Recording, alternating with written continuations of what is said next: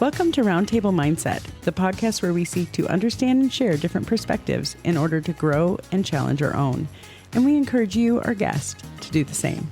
Each week, we will pick a topic to discuss, sharing our own unique thoughts and insights. There will be times when we won't agree, and let's be real, that's probably going to be most of the time, and that's okay. We feel it's important to understand that we can live in this polarized world and still respect one another and even be friends.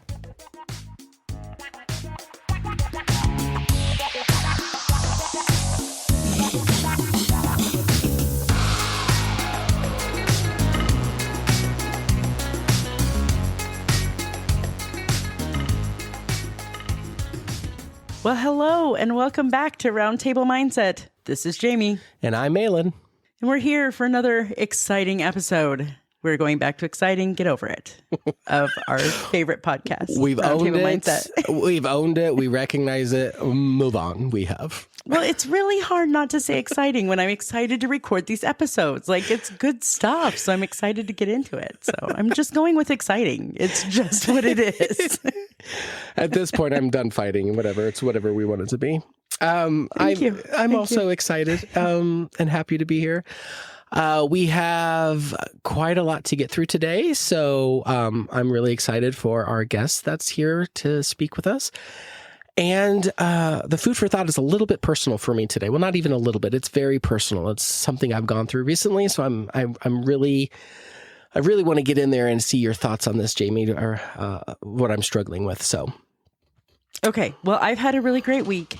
You can talk about your week because I think that's where the food for thought comes in. Not to push your feelings out of the way, Jamie. That's great. You had a great week. Now about me. It's all about me. It's fine. It's fine. No, I'm excited to dig into it too. So go ahead. Okay. Tell me what happened this week. So here's the food for that. So let me give you a little backdrop. So yes, this week has been very trying for me from a work perspective. Not so much that the workload or the responsibilities have shifted, but, and I wish I had like ominous music to be like, dun, dun, dun. But guess what this week ushered in for me? Now. Ominous music is happening now, just so you know. Okay. What did this week usher in for you? Self-evaluations at work. I appreciate the thought behind them and why they need to have them. I do not appreciate the process of going through them. It is torture for me.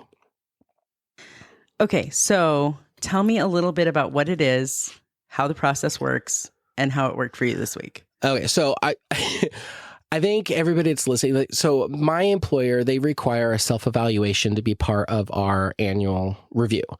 And so every employer that I've ever had has some variation of it. And so the one that I'm with now, it's very detailed. It's tell me, there's goals that I have to map back to. There is corporate initiatives that I have to make sure that I'm meeting. And I can't just give like high level examples or even give my overall thoughts. They want the responses in SMART format, which is, it's very specific, it's measurable, it's attainable, it's time sensitive. Like everything that we have to put onto this feedback sheet that goes back to our goals and these corporate initiatives has to be well documented. And so my week has been spent prepping for my evaluation, going through the entire year of all of my successes and wins and losses, and basically putting a scoreboard up to say, what have I done really well? What did I not do very well? What accomplishments did I make? What things did fall off the side of the wagon and didn't get done? And it has taken me better part of the week. I opened it up to start it on Monday. I just got done with it today. Wow. Well, and it doesn't help, just to give a little bit more context. It doesn't help. My supervisor last year was like, hey, I really want to hear more from you. Your self-evaluation was good, but I want to hear more of what you've done. Don't sell yourself short. And so I had that in the back of my mind this year as I'm putting together this self-review. So I guess why is this our food for thought topic today, Mahlon? Okay. So here is, I was really trying to come up with something for us to talk about. And the only thing that was rattling around in my mind was the self-evaluation. And like I said, I hit submit on it this afternoon. And as soon as I did, all of a sudden, all this pressure, all of this angst just kind of melted away. And I was like, oh yeah, why was this so bad?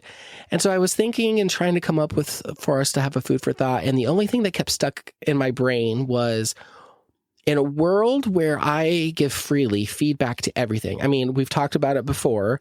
I go to dinner. I can't leave the restaurant until I give a review of my meal, the atmosphere, the wait staff, the noise level, the comfort, the climate control, the parking lot, the accessibility. I mean, all of it. I am free to give all this feedback.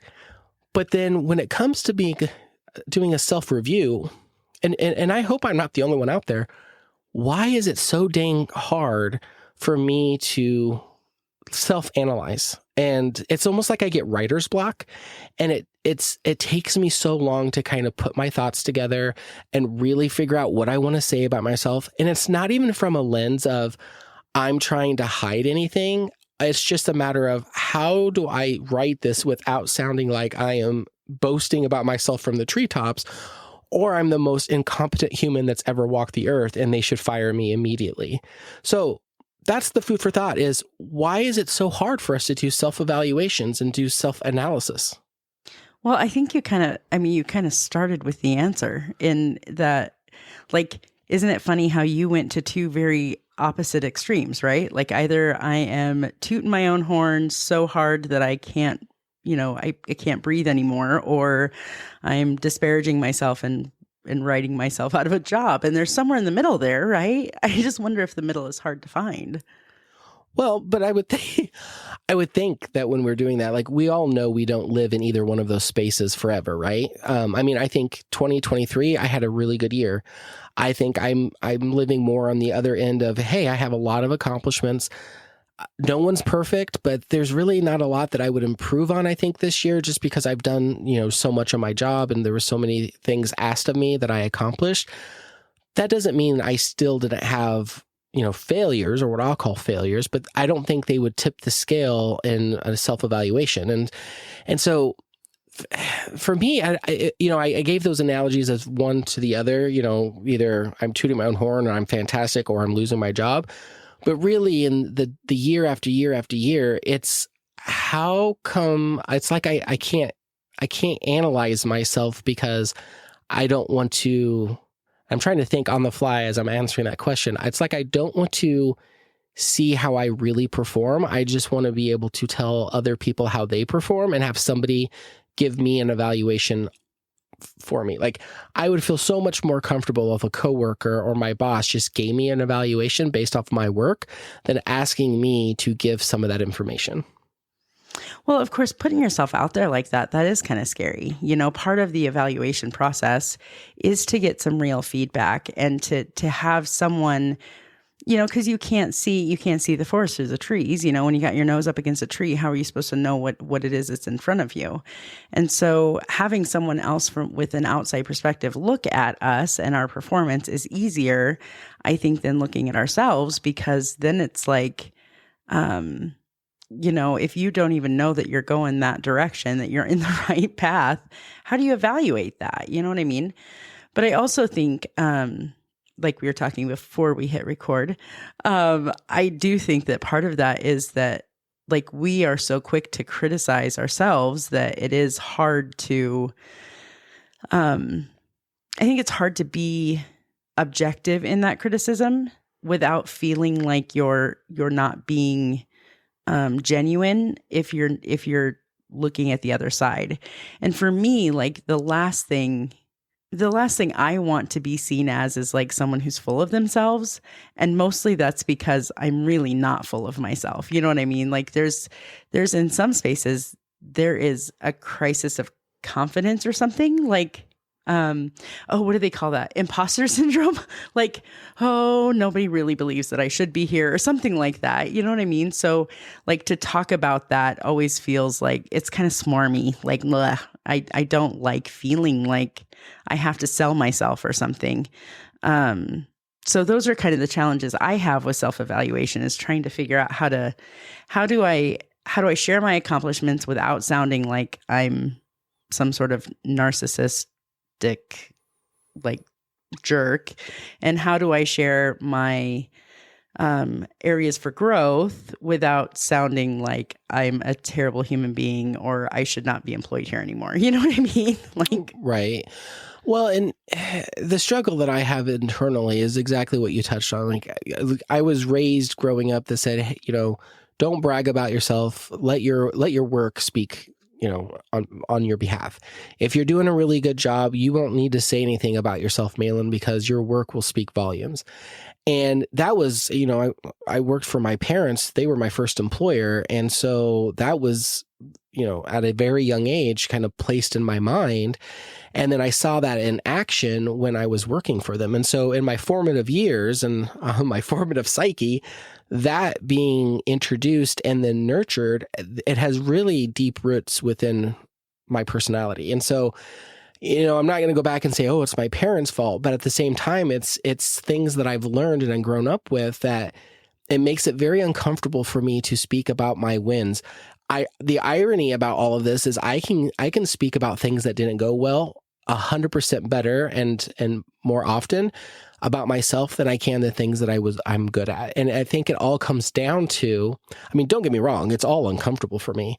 But when I have to sit there and talk about all the wonderful things that I accomplished, when I say it is so foreign to me, I keep a folder, and every time I get positive feedback or a project hits its timing or my leadership gives me a little note, I capture all of those and put them in there just so when I come to my midterm and my year-end evaluation, I can open up that folder and start remembering the things that I got, praised for, because at the moment that I do those evaluations, I can't think of a single thing, not one thing.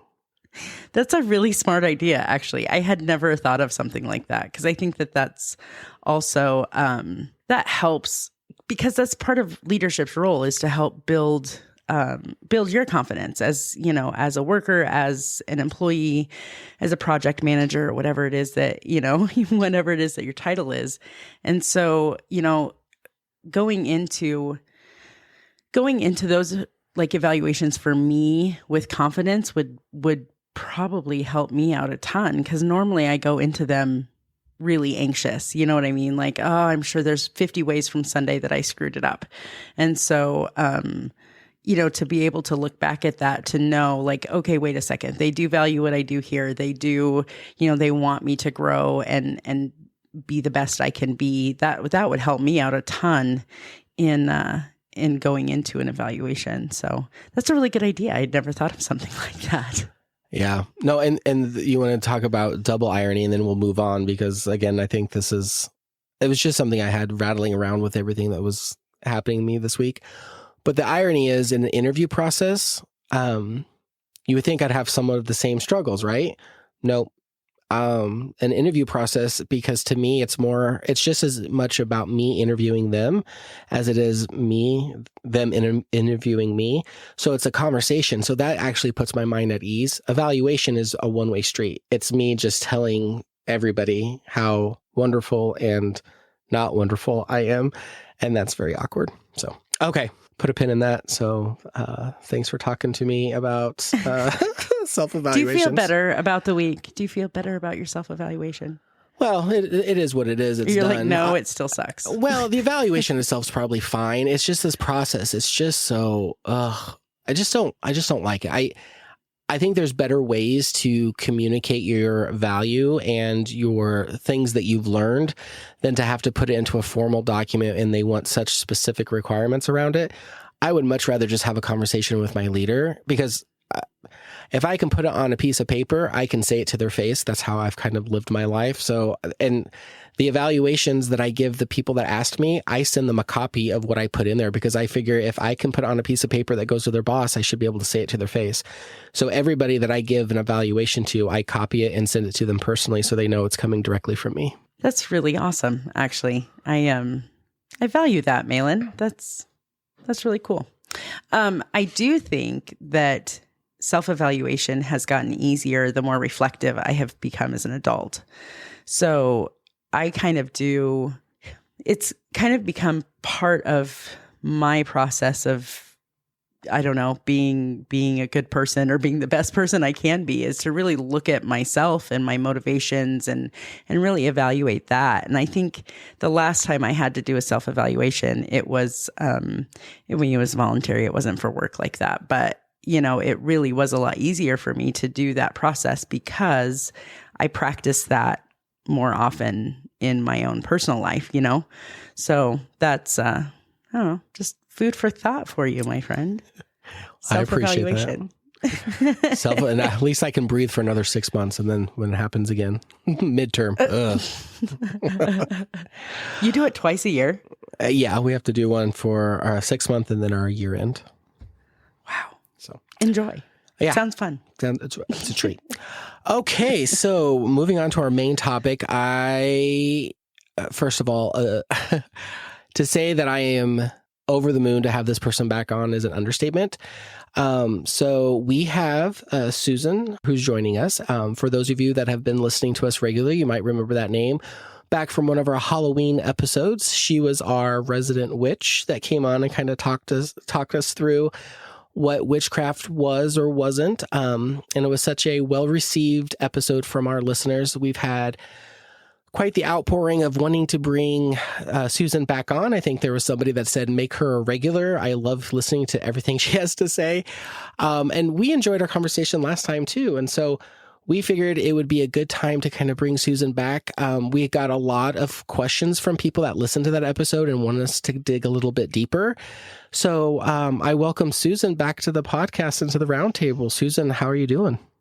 I'm doing all right. I'm excited to be back, and it's always fun to get on. I mean, I've just met y'all in the last few months, but I kind of feel like we're old friends at this point. It's always a pleasure. So it's a fun way to spend my evening. Yeah, no, that's... See, this is why it's exciting. It's an exciting episode of Roundtable Mindset. Don't make fun of me, Mahlon. Okay, that you're talking about something that's impossible to do. Let's move on. I'm kidding, Jamie. I know making fun of me is hard. No, it's hard. Just kidding. Hard not to make. So Susan. So yes, Susan, we're back with you to talk more about your craft, witchcraft, kind of what that means. Wanting to go a little bit deeper, so we have three categories that we would love to uncover and talk about. Again, you're talking to somebody who doesn't really have a lot of exposure. I mean, I know what witchcraft is on the surface, other than our conversation that we've had. It's been, a few weeks back now? Yep. Yeah. But the three areas that seem to kind of bubble up to the top when we're looking back at all of the feedback and the requests and the questions that we were getting, break it down into divination, rituals, and spell work. Excellent. Those are three great topics. I feel like last time I was on, we kind of did the theory part, and now we get to talk about the practice part. So it's fun to, after having done all that high level stuff, to go a little bit deeper and answer some more specific questions. Yeah, and I don't think we're going to be able to get to the root of all of this. I'm sure it's we'll have enough to wet people's whistles again and answer some of those questions.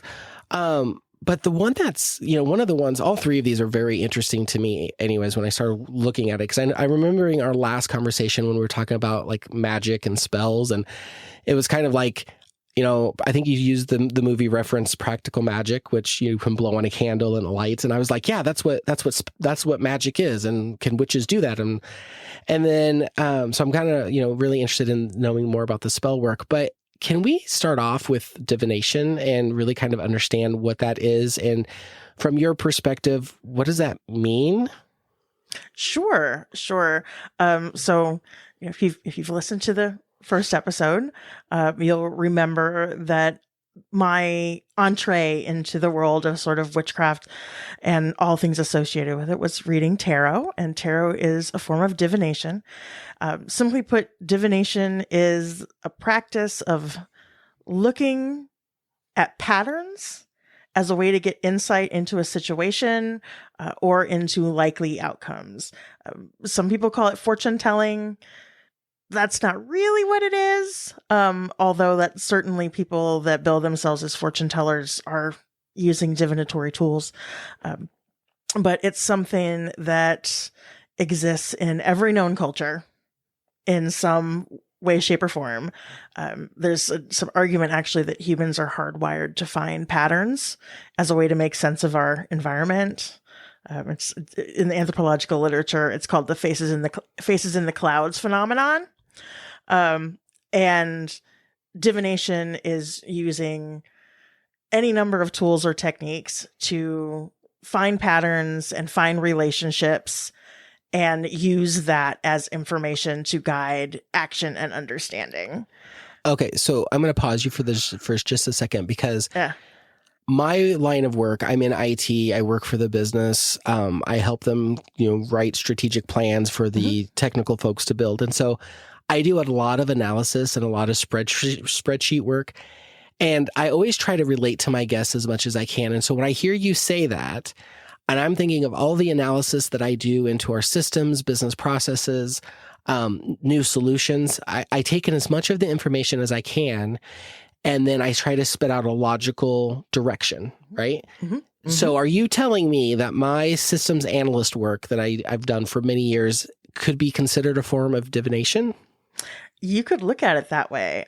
So surprisingly or unsurprisingly, there are a lot of folks in kind of the broad community of people that practice things like divination that are also like IT and tech professionals.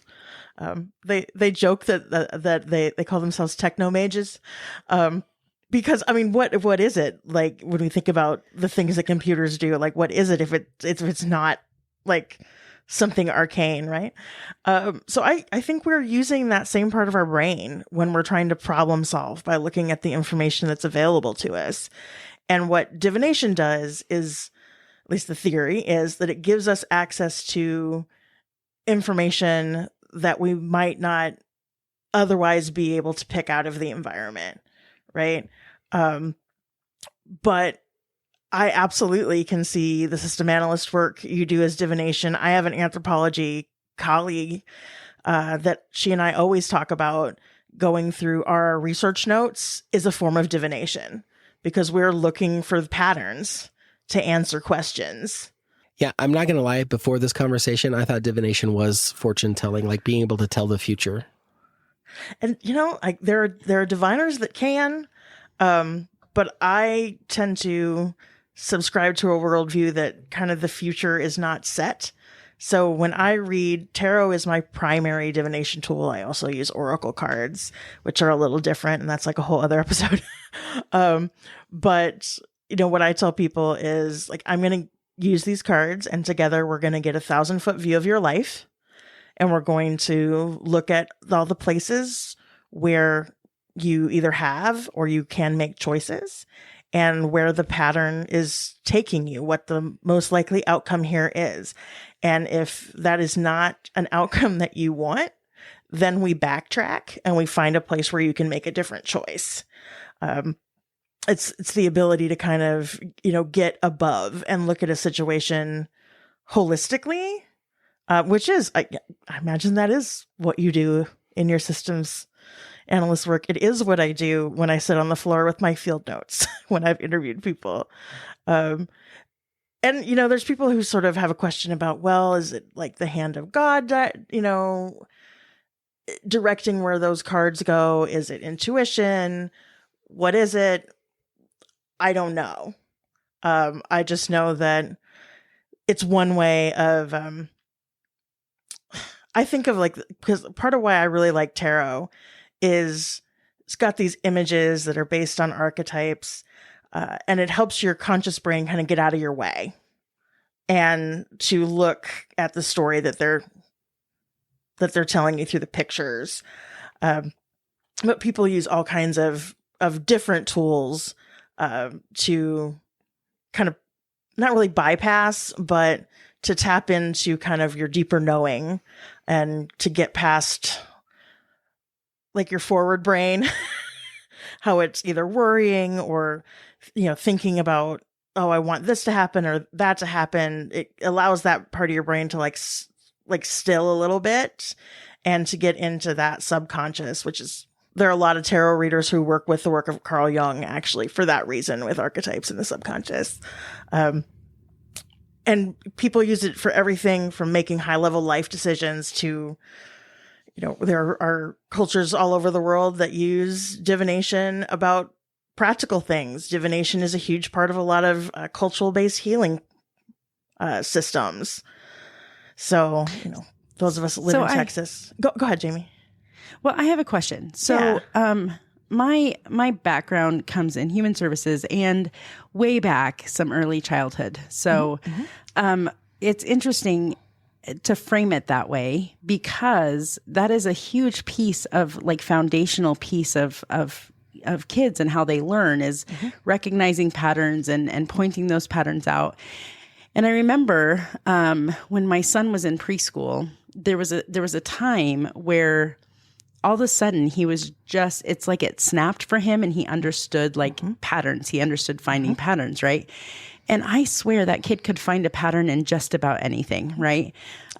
We would be driving down the road and he'd be like, look, Mom, one bird, three birds, one bird, three birds, and he could pick out these different patterns. And so my question for you is this a trained skill? Is this something you learn to do? Or does this have some inherent, like metaphysical, abilities, or, you know what I mean? Is it like, that's a great question. Like, I think the want and ability to find patterns is something that's inherently human. We see it in all human societies. And, partially that's because patterns occur in nature, right? If you look at leaves, if you look at tree rings, there's all kinds of things out in the natural world that have their own pattern to them. And so I think are hardwired to find that. I think there's probably a survival purpose behind it somewhere. I think where the more metaphysical part comes in, or the more learned part comes, is learning, for instance, with tarot cards, learning in that particular system of symbols what each individual symbol means and what the patterns can mean, and in learning how to read them in juxtaposition, or in, say, there's a very well-documented phenomenon in ancient Celtic divination. They had something like 500 kinds of divination. The Celts really were into divination. And one of theirs was watching the patterns of birds in the sky. So I think all of us can find patterns in watching birds, but there were specific patterns that meant specific things that culturally you'd have to learn how to watch. So I think it is a natural human ability that we can kind of tune and learn how to give meaning to. I don't know that any of these things have meaning independently. They have meaning because we put meaning on them culturally. Okay, so I want to pause you right there because I was hearing you and Jamie talk, and one thing that kept coming forward in my mind when I was hearing you was, and again, trying to compare it to what I do, because again, I'm doing this form of divination, didn't know. But I live in the world of facts, and I live in the world of spreadsheets.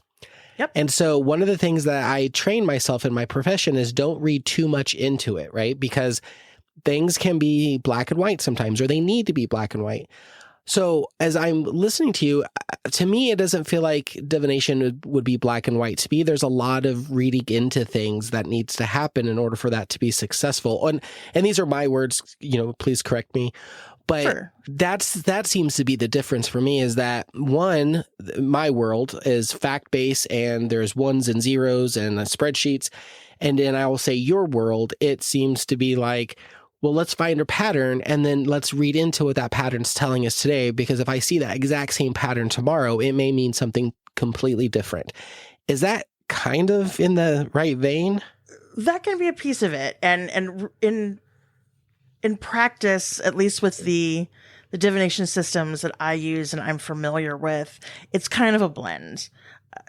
And it comes down to that often the kind of questions people are asking when they are coming to me to read their cards are different than the kind of questions they're asking when they want you to analyze a spreadsheet.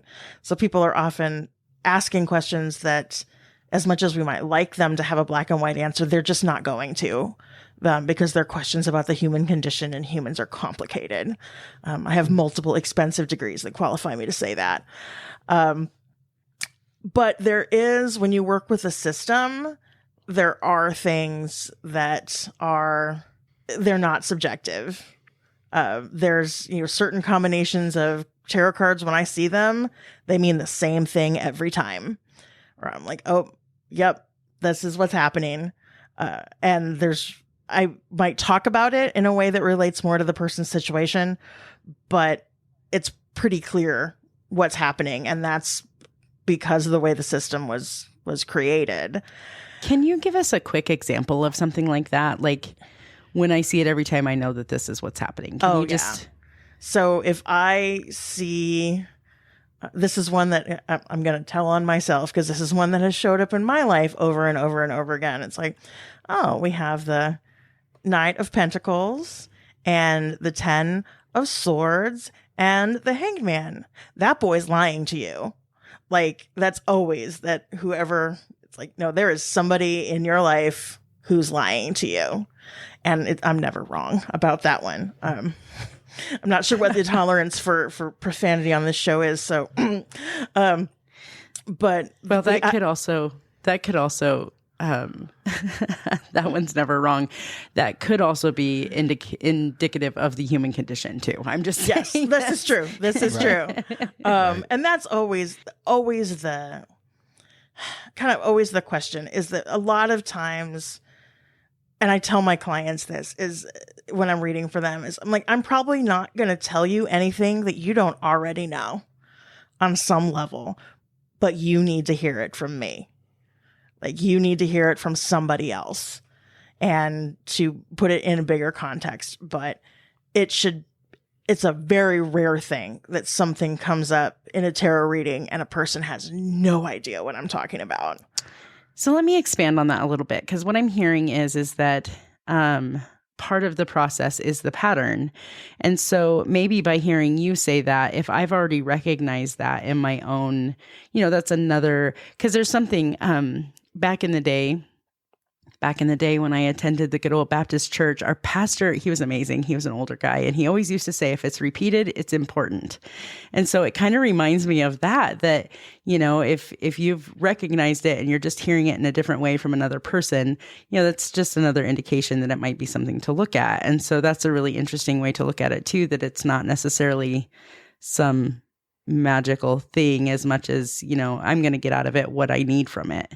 And that's kind of cool. That's kind of exactly. Cool. And I think, one of the things about divination and patterns is that piece where somebody can reflect back to you something that's in your life. And I use this example of a friend of mine who I was going through a hard time in my life, and we were having coffee, and she said, well, Susan, do you need a reading? And I said, I would love to have a reading. And she's somebody who read rune stones. And I was like, but don't tell me you have your runes with you. Like, where do you have them? You don't even have a purse. And she said, I don't need runes. Give me 5 minutes. And she pulled sugar packets out of the little container at the middle of the table. And she wrote random symbols on them. And she was like, all right, shake them up. Pick 3. And picked 3. And they were symbols that were meaningful to her that meant nothing to me. But she gave me a really accurate reading. Okay. And go ahead. So, okay, I gotta take a breath. Okay. So I'm going back to the first episode where we talked about, I can't remember exactly the context, but I remember you were talking about tarot cards, and I'm like, oh, we're introducing chance into this, and chance was a piece of it. So I'm hearing chance again. I'm hearing human condition. I'm hearing sugar packets on a table. One of the things that is coming out of me right now is, what is the ethical responsibility for someone who does this type of work? Because if somebody is coming to you asking questions and they're asking for you to give your insight using one of these tools, or you have a friend saying, hey, I recognize something's off. Do you want me to give you a reading? What is the ethical responsibility of the person doing that to make sure that you're doing something that's not... Well, first of all, let me just ask a question. Are there ethical rules when coming to divination? Absolutely. I didn't think there was science involved, and here we are talking about how it's connected or can be connected to my job. So there are ethical. So can you talk about those for a little bit? Because for me, I feel like sure. There has to be some sort of responsibility on the people doing these readings to have... You can't just say whatever comes in your mind. For sure. And there are definitely ethics around divination, and I can speak specifically to the ethics around tarot reading. People they develop their own code of ethics for sure. So, for instance, there are people who won't do tarot readings on health conditions, and especially won't do tarot readings around pregnancy. Because they don't want people making decisions about their physical health or their fertility or the health of their unborn child based simply on what somebody with a deck of cards says. And I will point out that very often diviners and readers and psychics, for lack of a better word, there are communities who lack access to mental health. And people will instead seek out a reading, which, if you are not an ethical person, can make a situation where it's really ripe for exploitation. So there are people who refuse to do, it's usually health, pregnancy, and readings around love and sort of about love relationships with somebody who hasn't given their consent to be in the reading. There are people who won't read for people who haven't given their permission. So if I came in and was like, I want to know what's going on with my sister, there are tarot readers who would not do that reading because my sister has not given permission. I'm not as sort of resistant to doing reading around health, but it's definitely part of a longer conversation I have with the person. And usually my response is the cards say to go to your doctor. But if people are looking for some insight, I can do that. I am somebody who believes that if somebody has come to me and the cards give me a message for them, I need to tell them. Even if it is something they don't want to hear.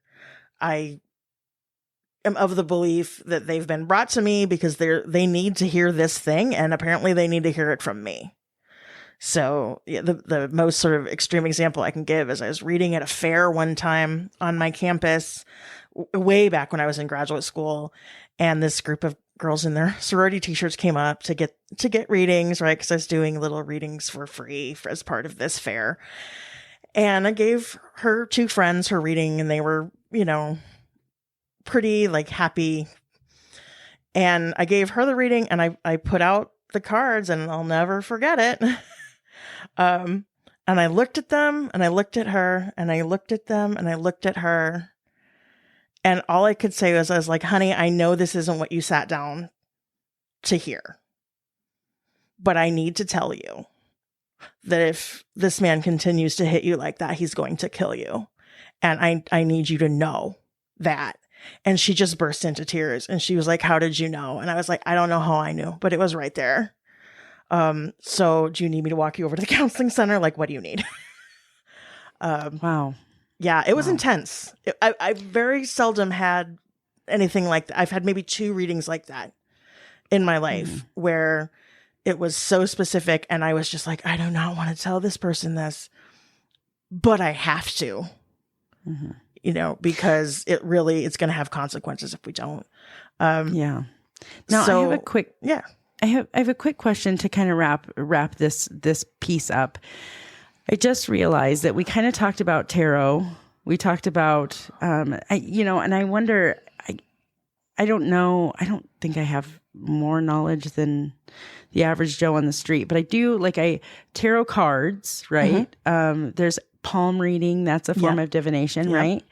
Runes are like, those little tiles with weird symbols on them, right? Yeah, that I wouldn't know what they are. Norse symbols, yeah. Okay. Yeah. What other tea leaves? I've heard of tea leaves. Is what other, I guess, common forms of divination are there in America? Coffee grounds. So you'll get, they're usually with sort of Turkish coffee where you get your grounds in the bottom of your cup. Some people use ohm sticks, which are similar to runes, but it's a Celtic writing form. And you see mostly among sort of Druidic communities in the US. So I do not know how to read them, but I have friends that do. Palm reading. I know lots of folks in the South that come out of hoodoo, which is kind of a Southern folk magic tradition that practice bibliomancy, which you can use any book, but historically you use the Bible and you ask your question and you page through or let the book fall open. And when it falls open, you find, you go where your eye is and you read. And certainly you can see how Bible verses for somebody for whom the Bible is important would feel like a message. But I know people that use other books that are important to them. I'm not gonna lie, that sounds like sacrilegious to use the Bible in witchcraft. Like, I just want you to know, I know you didn't mean to do any harm to me. The hairs on the back of my neck just went whoop. Because I'm which is kind of, that's kind of funny though, Mahlon, because I can't tell you how many times I remember being in a Bible study or even in my women's group. And I wasn't reading in that area of the Bible and this verse just popped out at me. You know what I mean? I think that's more what you're talking about, right? Not right. And not all divination is witchcraft. So it is one of those things where there are definitely people, and I think that my friends that practice hoodoo, which is a lot of folk healing and very much a lot of it's based in Catholicism, would not call what they do witchcraft at all. But I can understand why that might feel really uncomfortable to talk about your sacred text being used in that way. Right. So there is a difference between reading the Bible and maybe coming to a passage that jumps out at you, because I do believe the Holy Spirit leads us and calls things out of the Bible. That is one thing. What I'm talking about is using the Bible as a mode or means to have some sort of divination where you're trying to have some of that, I'll call it fortune telling for a lack of a better word, using the Bible. That to me is where the sacrilegious comes from, because that's not the Holy Spirit talking through the Bible to you. That is you performing some sort of act to try to pull something out of it that you need to get out of it, which is slightly different. And that's where I'm having the issue. Absolutely. I know people who are super uncomfortable. It's not a mode I've ever used. The folks I know who use it, I mean, they do say they think it's the Holy Spirit. But that's that's where I was going. I'm betting it's not someone who's saying, hey, I'm Wiccan, let's grab a Bible and try this, right? No. I mean, it's probably people who have faith and who believe in the Bible. I mean, I've been around lots of Christians that, I have heard of similar things, like open the Bible, close your eyes, point, and pick that verse because that's the verse that's meant for you today. And that doesn't sound a whole lot different, I don't think that's not the same thing. That's just, that's things people make up, even using the Bible. Like, you can't just open the Bible, flick a couple pages and go, this right here, this is meaningful to me. Because why? Because I randomly chose it out of the Bible. No. But people do. I'm just saying. That doesn't make it right. It also doesn't make them witches. I mean, that's what I'm saying. No, but it's also, if you're going to be in the vein of what we're talking about is witchcraft and people using divination, and Susan, correct me if I'm wrong, you're saying there's some people that use some sort of form of divination using the Bible. That's where I'm having problems. Not the fact that what you're talking about, Jamie, specifically. And there are definitely, there are big feelings about the use of the Bible in that way. And, for me, it's just like, oh, that's neat. That's something that people do because that's not my religious tradition. Right. But I can definitely see why, if that's not part of sort of your cultural heritage, that would be super uncomfortable. Yeah. But there are analogous, practices with the Quran and with other sacred texts I think in the world. I think that's all like another podcast because I'm like, It's a whole nother podcast. yeah, I just want to keep because there's two other topics I really want to get to, Yeah, and I yeah, know for sure. I'm looking at the time, so I'm going to move us on. For sure. We may have to come back and talk about that a little bit later. Maybe after the mics are off, we can have a personal conversation. For sure.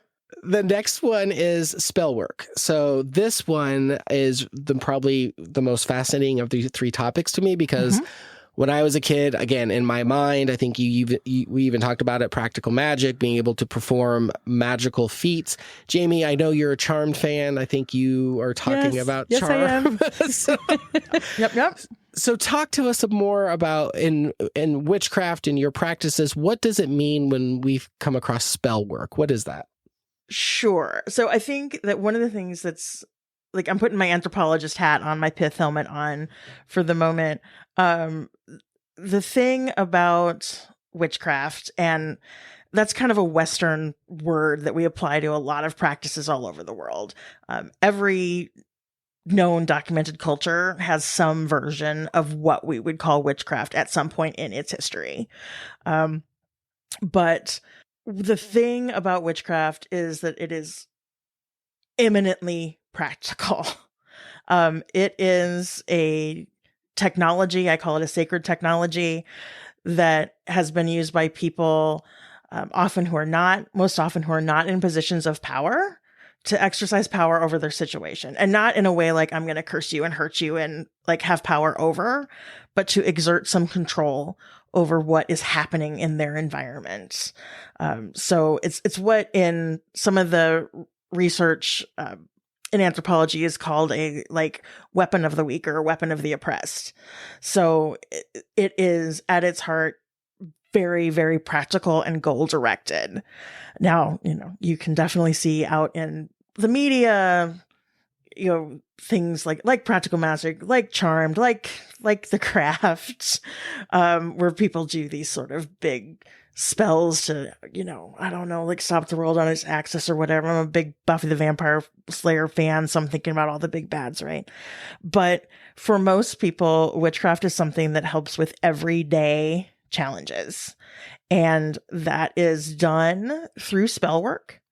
And a spell is essentially, no matter what kind of stuff you're going to use with it, is a bringing together of intention and will, and using your like capital W will to use the energy of the world around you, the earth around you, the things around you to affect change.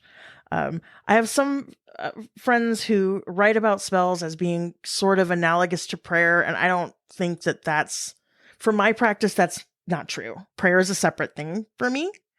But people sometimes do look at it that way, and you can certainly see especially in like Catholicism, like the lighting of candles, you can see parallels. I'm not saying that Catholics are casting spells.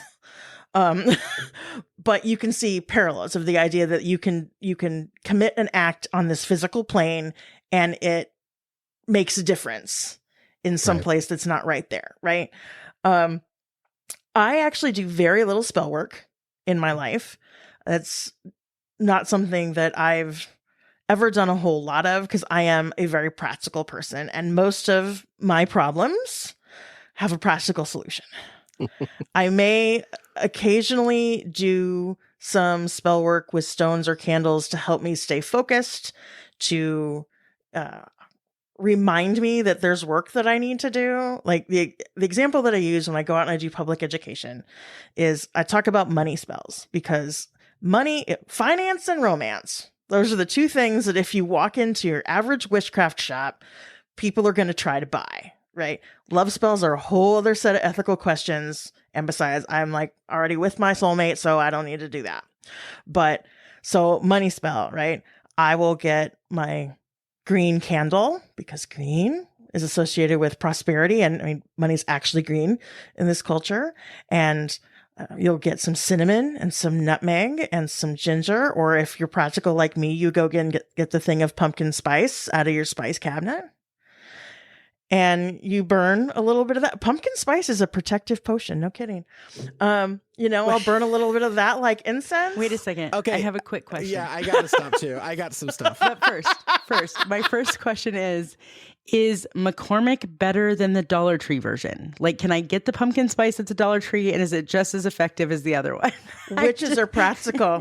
There's actually a whole book out there on dollar store magic that somebody published in the last year. Oh, it's amazing. Seriously? Because I'm local, I like to support tones. But there you go. Get whatever you want. Okay, so I do have some questions around this. So I've always wanted to know, pumpkin spice and all cinnamon and all these things.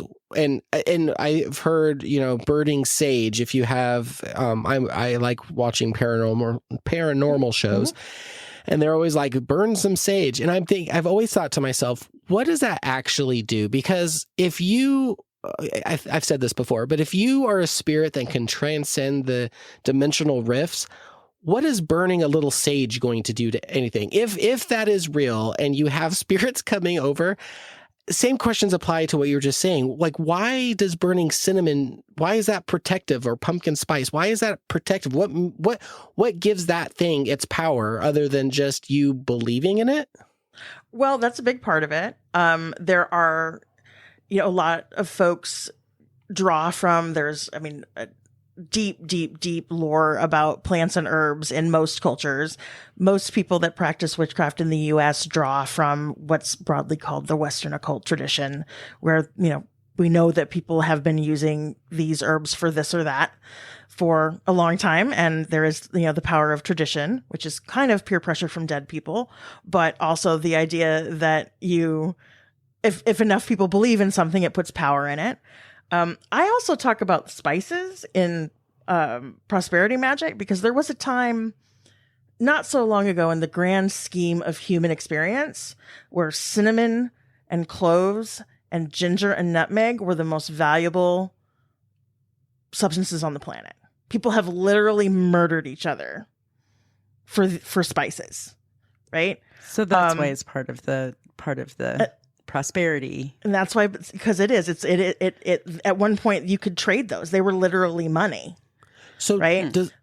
And this is a real question, so I don't want you to think I'm joking, but doesn't witchcraft change with the times then? I mean, what was popular 150 years ago really doesn't make a whole lot of sense nowadays.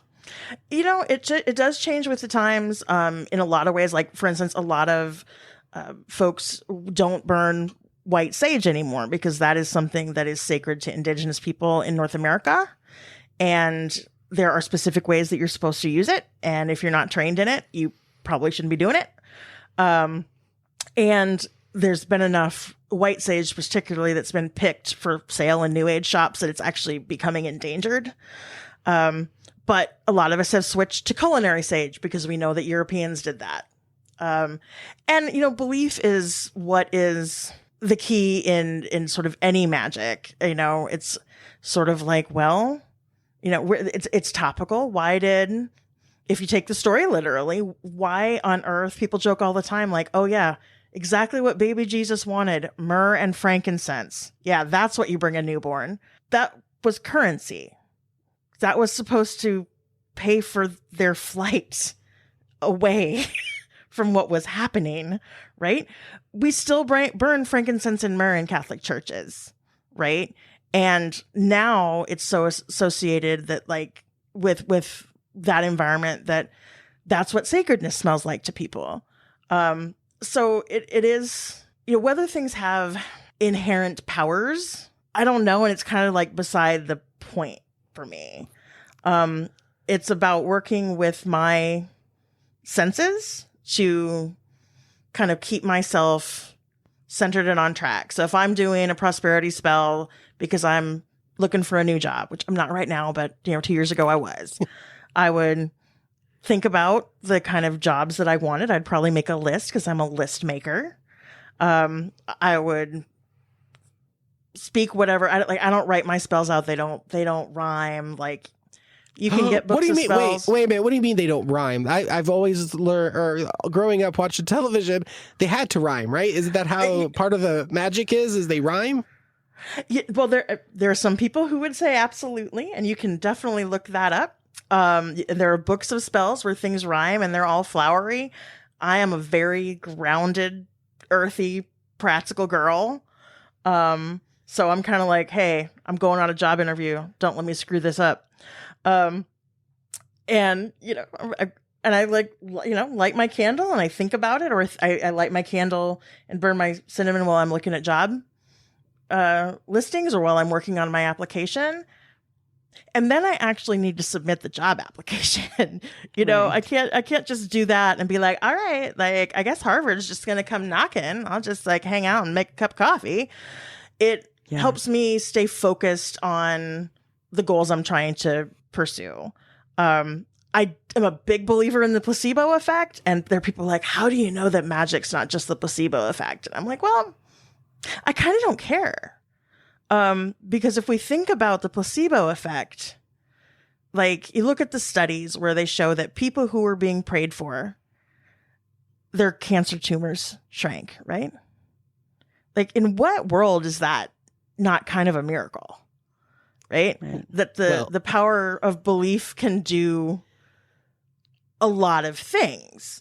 And so, go ahead, man. Yeah, but what's really interesting about that statement, if I just segue for a second, because I can already feel Jamie's eyes stabbing me for saying no stabbing, I promise. That is when you pray to, and in my Christian belief, when you pray to God and you're asking for that healing, when that healing occurs, it's not that it's the power of me believing, it's God answering the question or answering the prayer and creating that miracle. And so the power is all it has nothing to do with me, has everything to do with God and his grace and his sovereignty to say, yes, this is I'll take away this illness, and the same sovereignty that says, no, I won't take that away. And so for me, when I heard you say that, I would not put the power in me or that I'm saying a prayer. It has everything to do with God hearing me and then performing that miracle. So I do see it as a little bit of a difference, because what I'm hearing you say is there's power in the belief of, of what you're doing and the actions that you're performing with witchcraft. And I would say from a Christian point of view, I mean, I'll pray, but it's not any power within me that's causing that to happen. It is 100% on God. And I think that's kind of, and this kind of like came up in our first episode too, which I thought was so interesting, is I think that it's kind of it's a difference of worldview. Because I think we can also look at sort of, double blind trials, right? Where people don't know that what they're getting are sugar pills and not chemotherapy. We have things that happen because people believe they're being medicated, right? And it's one of those things like I would never say to you like, okay, you're wrong. Your God didn't do that. I don't know if he did or not. Like, that's way above my pay grade. What I know is that like the person you were praying for got better, and that's good for everybody, right? Yeah. So it becomes a question of prime mover, and there definitely are witches who believe that their gods or their goddesses are much more like directly involved in their lives than I do. I don't that's not how I interact with divinity for me.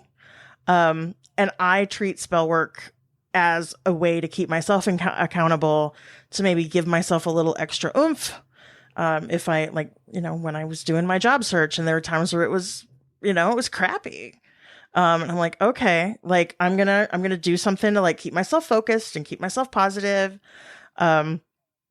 So Susan, is spellwork usually something that you, or witches, and I'm making a general statement. I'm sure you can't answer for every witch that lives, but is witch or spellwork usually something that's done singly, like by yourself? Is it done in a group? I heard you say gods and goddesses. Like, is there some partnership that has to go in place sometimes when performing the spellwork? It really, really depends. There are absolutely times where people get together in a group if they have a circle of people that they practice with, or if they have a coven of people they practice with closely.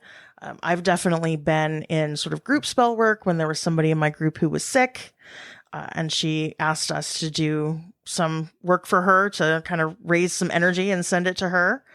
So it really, really varies because witchcraft is really malleable. I practice it in the context of a religion, but not every witch does. Some witches are atheists, some witches are agnostics, some work much more directly with their gods than I do. It is a set of practices, and I keep coming back to it. It's practical. It's a technology. So for some people, they do talk to their goddesses and their gods when they do spell work, and they're the ones who will say it's more like a prayer, and they have a sense that their gods are far more hands-on in the world than I do. I become more and more sort of humanist as time goes by, and kind of think that there's what a friend of mine used to call the great cosmic wow out there that we kind of encounter through various theologies and various experiences. So, it's spellwork practice is really personal. I know people who do far more spellwork than I do. I know, there are definitely practitioners out there that will do spell work for money. That is not something that I do. I will read tarot, but I will not. I don't do spell work for money. I don't judge the people that do. But I just think the potential to unwittingly take advantage of somebody who's vulnerable is out there, because people do sometimes turn to witchcraft generally and spell work specifically when they can't find another solution. And that's just not how I practice. Now I have a question about, okay, so we've talked about divination, we've talked about spell work. And so this is where my love of cinema might get in the way, but I don't know that I necessarily understand the difference between spell work and ritual, because it seems like it's the same thing to me. So can you kind of shift over and start talking about ritual and maybe start explaining what the difference is? For sure. So broadly speaking, all spells are rituals, not all rituals are spells. So, but certainly Wait a minute, say that one more time. Say that one more time. All spells are rituals, not all rituals are spells. Okay. So that's a good foundation. But what you see in the media, especially in like cinema or in fiction, tends to be rituals that are spells because that's what's exciting and drives a plot forward. Right. I loved that show for a reason. I'm just saying. And they got a lot of stuff right. The Hollywood did a lot of it up, but and people standing around a fire in my backyard going, wow, look at the moon. Here are my goals for the full moon. It doesn't make good cinema. Right.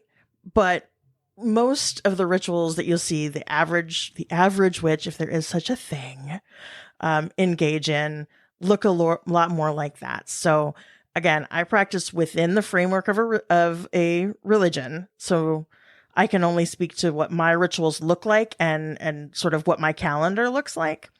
Yes, let's hear about that. That's I follow a ritual calendar that has 8 holidays on it. It's the 2 equinoxes, the 2 solstices, and the 4 cross quarter days. So the days that fall in between the solstice and the equinox each time. So, at least 8 times a year, I get together with my friends. It's nice. And those are at least loosely tied to the agrarian cycle. It's a calendar that was written down, we think, by Gerald Gardner when he founded Wicca. I am not Wiccan, but a lot of witches in the US use that calendar because it has some meaning to it. So what you will usually see, so I'll give the example, the winter solstice is my next holiday. So that's coming up on the 21st. I'll probably celebrate on the 23rd because, capitalism and jobs, and the 21st is Thursday. So we will do that thing. We'll move it a little bit because, again, we're practical. Who's bringing the gluten-free bread to the potluck? Okay. But we'll get together, and the winter solstice is a holiday in the Northern Hemisphere that marks what is the shortest day and the longest night of the year. And for people within my tradition, it's the idea that we mark this long night and this return of the light because every night eventually ends. every darkness eventually ends. And when we kind of hold space for each other in the dark and we help each other hold on to hope and recognize that it's part of the cycle and that we have to sort of go through that. We have to go through dark times to get to times when we're in the light. Like nothing blooms all year is something that I say in my solstice ritual every year. Like everything needs time to rest. So that'll be our theme. We will practice in my living room. Most witches don't have churches. Some do. And actually a lot of Unitarian churches have circles of pagans and witches that practice with them. I actually practice with the Unitarian church up in Des Moines once in a while. But we'll be in my living room and I'll put a fire in my fireplace and we'll light a bunch of candles. And most witches will practice in a circle, like the magic circle, right? That's something that people get right. It does not erupt in white flame from my floor, which is good because I have wood floors and that would be messy. So we tend to hold hands and take that moment to like slow down and breathe together. We generally acknowledge the 4 cardinal directions and the 4 elements of earth, air, fire, and water, and the element of spirit, which is at the center. I tend to work with goddesses, so I don't like to think that I don't really invoke goddesses like, hey, come into my living room, please. But I will speak the names of and tell the stories of goddesses that are associated with the winter solstice. I'm actually super obsessed with Ellen of the Ways, who is a reindeer-headed goddess for winter solstice. Like I love that. She's beautiful. I'm looking at my statues right now. And we will, I'm still planning my ritual, but, we will talk about the holiday. We will talk about what has sort of passed in the year. And I go through a process of, we gradually darken the room. We put out all the candles one by one, and then we sit in the dark. And somebody might drum, or we might chant, or somebody might read a meditation. It depends on who's doing what that holiday. We take turns. And we'll probably do that for like 10 or 15 minutes. And then we'll slowly light the candles in the room again, one by one, to symbolize the coming back of the sun. We'll usually share what we experience in the meditation. If there are things that we're letting go or things that we're wanting to do to take care of ourselves during the remaining dark part of the year. I'm big on that. Like, what are we going to do with this time? And then we will share what Wiccans call cakes and ale. It will probably be Russian shortbread and hot apple cider for sort of the ritual meal. And we will open the circle, and then we will all go have a huge potluck dinner. Always food. Anything, right? And that is what sort of rituals on what the holidays on my calendar, or what is called the Sabbat, that's what they look like. They might have a spellwork component where, like, we make something. Like there was one year where for winter solstice we made ornaments out of cinnamon sticks, and as we were wrapping them in the yarn, we were thinking about what we wanted to leave behind in the dark and what we wanted to bring from what we've learned in the dark. Because if you've ever like tied knots or whatever, that can be really meditative, and that's a spell. But the point of most Sabbath rituals is just to be together and to mark the turning of the year.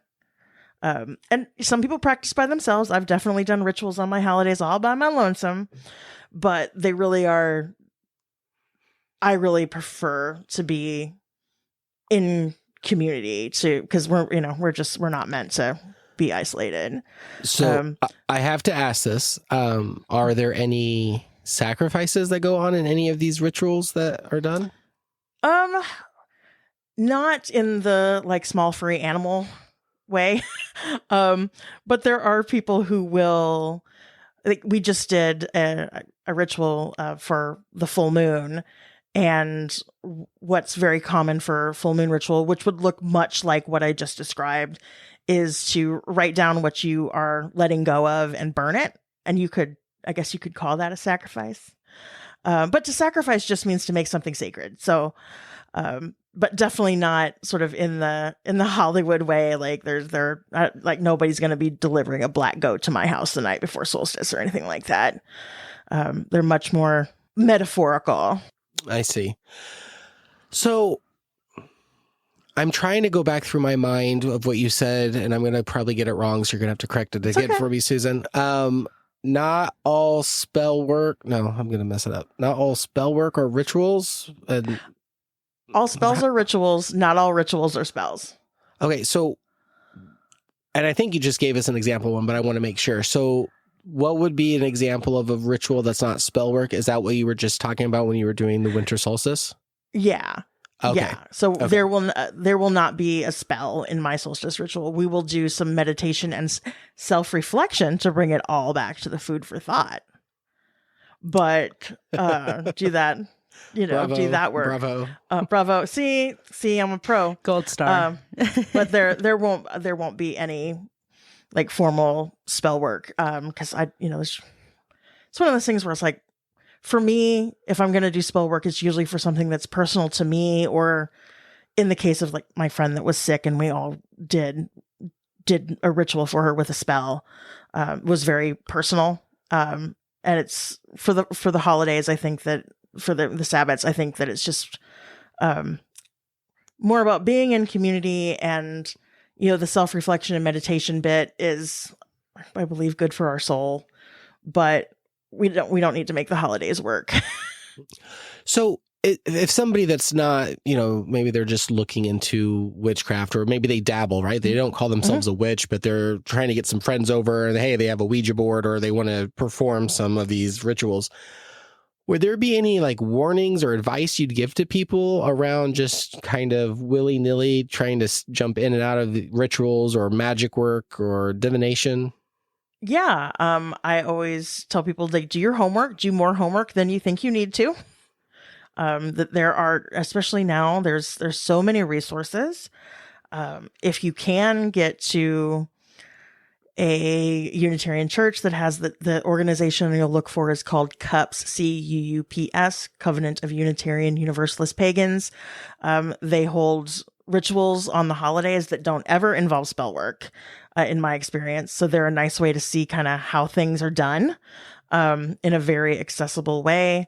I always joke that I'm like, don't ever invite something into your house that you don't know how to get rid of, which is good advice for house guests as well. Just kind of know who you're working with, because it can, if you're bringing friends over, it can be really vulnerable to engage in any kind of spiritual practice with people, right? Whether it's church, whether it's meditation group, whether it's ritual, know who you're with. There are some great books out there, that you can sort of start with, and just keep it really simple. Like, you're not going to recreate anything from Charm to the Craft. At least I've never met anybody who can. Okay, so Balthazar is not going to burst through the floor to try and get us. God, I hope not. I don't know. Human form of Cole was pretty good. Now, see, that's the thing, right? Oh my goodness. Seriously, best show ever. Anyway, I do have two questions that I want to make sure we get to with you, Susan, just because I am dying to know, and this is my opportunity. So, one, do you know why? And I'm going to get this all sorts of messed up, but I'm hearing it like third and fourth hand. But do you know what the significance or what the purpose is for people to say they need to put out their moon water? Have you ever heard that before? Yeah, absolutely. Okay. And it is one of those things that's become like Instagram got a hold of it. So, okay, witchcraft is having a moment in this culture right now, generally. And I'm writing about this right now, actually, about the sort of capitalist recuperation of witchcraft into a self-care technology rather than a revolutionary technology. So witchcraft is having a moment. Did y'all watch Buffy the Vampire Slayer? Were you Buffy fans? I watched the movie. I've never watched the show. Didn't watch the show. Okay, I was about to use a Buffy quote. I watched a couple. Okay, so for the Buffy fans out there, to quote the great Willow Rosenberg, it's like every girl with a spice rack and a henna tattoo thinks she's a sister to the Dark Ones now. So witchcraft is having a moment, which it often does at times of social turmoil. There's like, you can document it. It's just one of those things. So moon water is one of those things that like Instagram got a hold of. And the idea is for a lot of witches in the Western tradition, which is, where I practice out of. I can't speak to forms of witchcraft all over the world. The moon is a very powerful entity. And the idea is that it has influence over people. And there are all kinds of theories about why that is. Some people say, oh, it's because, the moon controls the tides. And we're also like, 60 to 80% water. So it controls us. Like, I don't even know. But the moon is really powerful. So the idea is you put out some water and the moon shines on it, and the moon's energy goes into that water, and then you can then use it for stuff. Whether you use it to make basically holy water that you can use to cleanse a space or cleanse an object. I make tea with mine because I like the idea of, wow, the moon having shined on my tea. I don't always get my moon water out. But people will also put their crystals under the full moon with the idea that it charges it with. I've heard of that. That full moon energy. Before moon water. I've never heard of moon water, but I've heard of that. Jamie, you need to get up with the times. Come on now. Apparently. Right? I need to be on Instagram more often. You need to be on Instagram and Witch Talk, man. Yeah, but Wait a minute. You just spoke my language. There's a witch. I didn't even think to look it up on Witch Talk. Witch Talk. There's a Witch Talk, Mahlon. Yeah, Witch Talk is a whole community. There's a lot of bad information out there, but there's a lot of good information too. Yeah, but interesting. Okay, but let me just ask it, and then I want to get to my last question, which has to do with people, certain people. But is there any legitimate proof around any of this, around putting your moon, like water out in the moon, like putting energy into it, or crystals? Or again, is this just a kind of self-help technique that if you believe it did, that's all that really matters, regardless if there's actual physical proof? There's really no scientific proof to it. It is really something that's about belief. And that's one of those places where like the power of belief is, it's powerful. What's sort of like interesting is most people that practice witchcraft are also really well-read people who also believe in science. Now, occasionally some real kind of wellness quackery stuff gets worked in, because there is an interaction between witchcraft and the New Age movement in this country that's super interesting. But for like people like me, I'm a social scientist, so people would say I'm not a real scientist, but that's okay. I am somebody who looks at the earth, which is the center of my spirituality, and things that are explainable with a scientific method are no less amazing to me for being scientifically explainable. And that's something that kind of bends people's brains sometimes. So I blame it on the fact that I read Thoreau when I was 15, right? And he talked about heaven under our feet. And I look sort of at the earth and like all the places that the golden ratio appears, and all the places that the Fibonacci sequence, occurs, and that we can read the rings in trees and know when they have survived forest fires based on what's happening with their rings, and that we've landed on the moon. And none of that makes any of it less mind-blowing.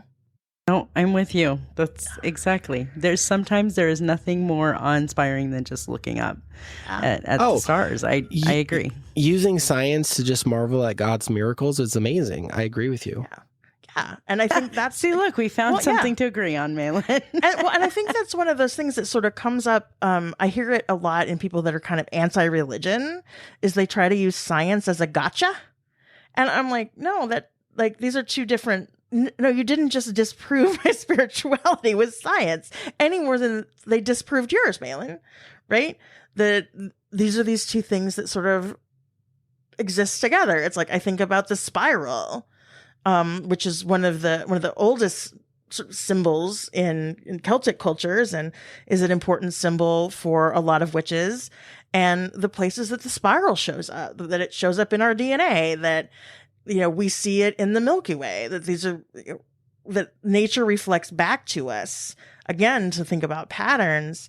And just because I can explain what's going on with the chains of proteins in DNA that make it do the double helix does not make, I try to think about what happens with DNA, like when a new creature is being like created through reproduction, but it blows my mind. That's just the most magical thing to me in the world, that we can take a string of proteins and create life out of it. What on earth? And so for me, witchcraft and sort of magic generally, because not all magic is witchcraft, but all witchcraft is magic. That doesn't contradict with science sort of at all to me. And I think that, if we found, because there is a segment of the sort of witch population that desperately wants all of this to be proved with science. And you find it especially with people that are doing things like energy healing. They desperately want it to be proved with science, so it will be taken seriously in this culture. And I actually think we should just reevaluate how we decide things are real. Because I don't know that you can prove those things. I don't know that you can disprove them. I think that we, to borrow from an old folk song that I used to hear at women's festivals, like sometimes you just have to let the mystery be, and kind of marvel at what it is to be alive. However you think you got there, whoever or whatever or however you think created the world around us, to like marvel in that, and that you get to be part of the system. And that, for witches, we absolutely believe, like, through spell work, through ritual, through energy work, we can influence and interact with this interconnected web of life. But sometimes, like, the greatest magic is just like being in it, that you get to be alive at this time on this planet and breathe this air, and go hug that tree, which I'm going to do tomorrow, probably, that it's sort of, that it's all connected. And that if we believe that we can have an effect on the world, I think we can. And I guess that's like what's interesting to me. Yeah, no, and I feel like such a heel trying to be like, and we're gonna wrap it up now, because it was a good conversation. It's right. I'm looking at how long we've been on here, and I could probably go for another hour easily. But right. To be honest, I think we should probably start kind of pulling all these pieces together. Right. I still here's what's fascinating. Every time you come on, Susan, I'm like, I have a list of questions. I want to go through them. I want to have a conversation. And I always think there's going to be a conclusion, right? There's always going to be, all right, we'll check this one off the list and then we'll go down the next one. And I probably have just as many questions leaving our conversations that I did coming into them. And again, we've talked about this in episode 1. It's not about, you trying to convert me trying to convert you, either one of us converting Jamie. It's just having a conversation, which is why I'm really enjoying. It's just, there's so much more to it. And it's interesting to understand your perspective and how you see the world. And even the things that we kind of align on or align-ish on, it's just amazing to see some of those similarities come in such different ways. So I always look forward to our conversations and what I get out of them.